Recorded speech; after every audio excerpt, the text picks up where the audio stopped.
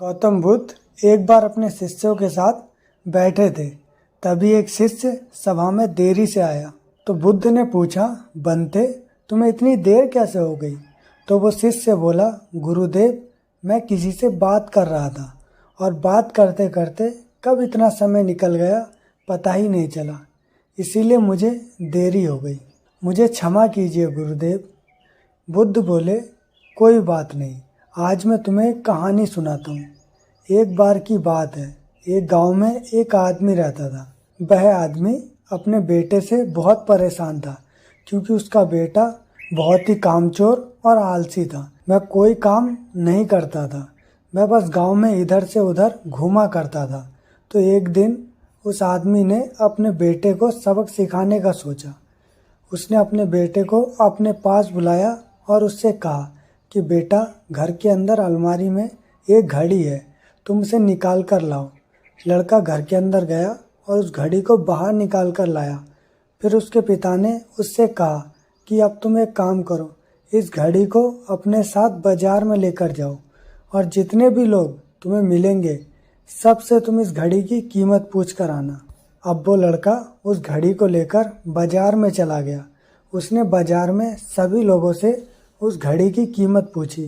किसी ने उस घड़ी की कीमत 700 बताई तो किसी ने 1000 तो किसी ने 800। सभी लोगों ने उस लड़के को उस घड़ी की कीमत अलग अलग बताई। लड़का अपने पिता के पास वापस आया और उसने उनसे कहा कि पिताजी, सभी लोगों ने इस घड़ी की कीमत अपने हिसाब से बताई। किसी ने 700, किसी ने 1000 तो किसी ने 800। अब उस आदमी ने अपने बेटे से कहा कि बेटा ठीक है, जाओ इस घड़ी को तुम अलमारी में रख दो और जाओ। अब अगले दिन फिर से उस आदमी ने अपने बेटे को अपने पास बुलाया, अलमारी से उस घड़ी को लाने को कहा। लड़का फिर जाता है और अलमारी से उस घड़ी को निकाल कर लाता है। और अब उस आदमी ने अपने बेटे से कहा कि बेटा जाओ और आज तुम इस घड़ी के अंदर जो समय चल रहा है उसकी कीमत पूछ कर आओ। लड़के को समझ नहीं आ रहा था कि उसके पिताजी उससे क्या करवाना चाह रहे थे। दुखी मन से फिर से घड़ी को लेकर बाजार में चला जाता है और सभी लोगों से उस घड़ी के अंदर जो समय चल रहा था उसकी कीमत पूछते हैं। इस लड़के की मानसिक स्थिति ठीक नहीं है। कल यही घड़ी की कीमत पूछने आया था और आज समय की। बहुत से लोगों ने उसे भगा दिया और कुछ लोग उस पर हंसने लगे। अब लड़का परेशान हो जाता है और सोचता है कि ये मेरे साथ क्या हो रहा है। तभी वह आखिरी बार एक बूढ़े आदमी की दुकान पर जाता है। वह बूढ़ा आदमी बहुत व्यस्त था। वह लड़के का सवाल सुनते ही समझ गया कि लड़का उससे क्या पूछना चाह रहा है।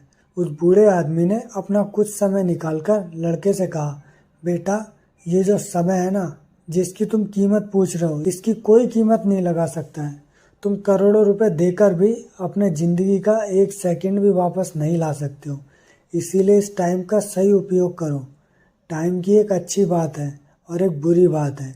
बुरी बात यह है कि टाइम गुजर जाता है और अच्छी बात यह है कि तुम उसे किन चीज़ों में गुजारते हो ये तुम्हारे हाथ में होता है। सभी के पास दिन में 24 घंटे होते हैं, अमीर के पास भी और गरीब के पास भी। बस ये तुम्हारे हाथ में है कि तुम उस टाइम से क्या नया कर सकते हो। तो अपने एक एक पल का हिसाब रखो कि तुम उन्हें किन चीज़ों में उड़ा रहे हो।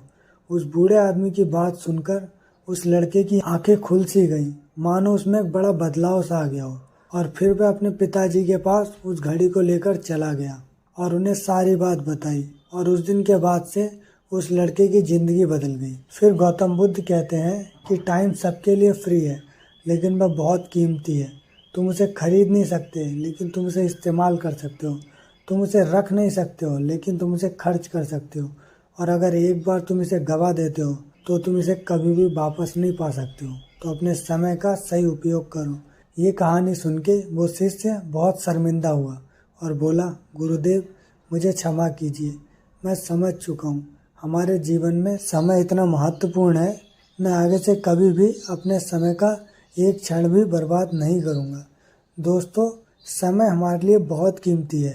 बाकी ये कहानी आपको कैसी लगी हमें कमेंट करके ज़रूर बताएं। धन्यवाद।